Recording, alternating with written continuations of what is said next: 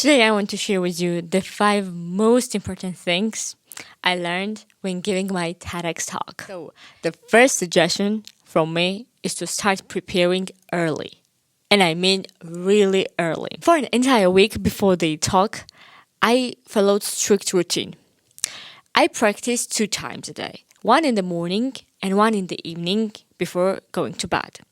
And not only I practice at home in front of, I have large mirror, so I would stand in front of the mirror and I was like giving this speech, but not only at home, but I went to the place, I stand on the stage and also imagine that people were sitting there. So in front of the empty seats, I would practice. I know it sounds that I'm crazy, but I knew that I had my past experience and I knew that my brain would play some tricks on me.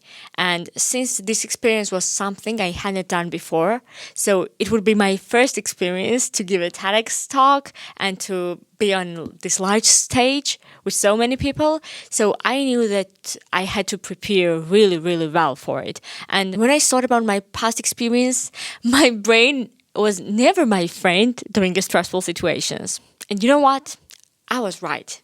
Even though I had practiced so intensely, every day, every morning, every night, still I forgot 2 main lines from my speech. And imagine if I didn't have practiced so much, I would have left out the half of the speech.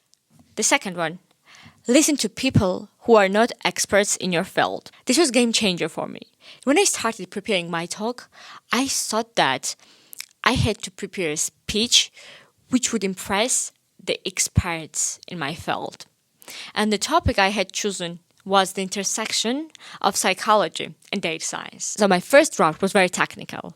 And when I let my friend read through, and she was like, it's too technical. I can't catch up with things and I can understand some theories and terminologies. I realized that I had to change there and I made major improvements. And if you compare the first draft, technical, and the last one was written in a way that no matter in what field people had experience, all of them would understand easily. Okay. The third one, no need for fancy English or complex sentences. I used to think to sound intelligent and credible, I had to use complex sentences and I had to have this broad and diverse vocabulary. But reality is that people do not care about your grammar or about your level of language. They care about the topic, about the meaning, and what they can what they can take from your speech in 15 minutes. If someone has to decode your sentences, they are not absorbing the message, but they are trying to keep up. And that's not something you want people to do from your TEDx speech.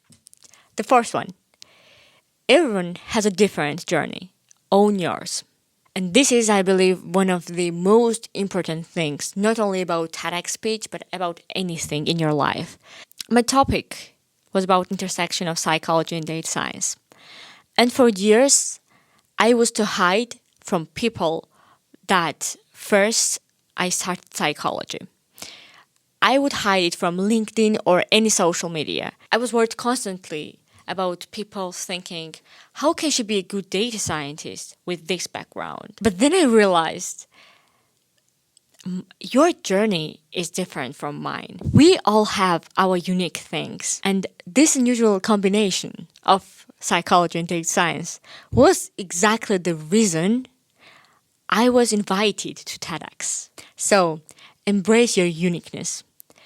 I know there are many reasons why we try to be like others. The basic reason is that we are social animals and we are wired to belong.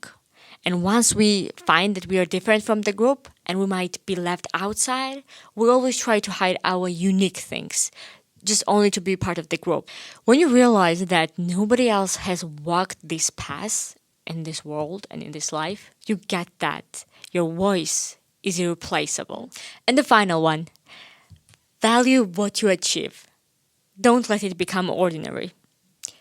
We have this tendency to devalue things once we achieve them.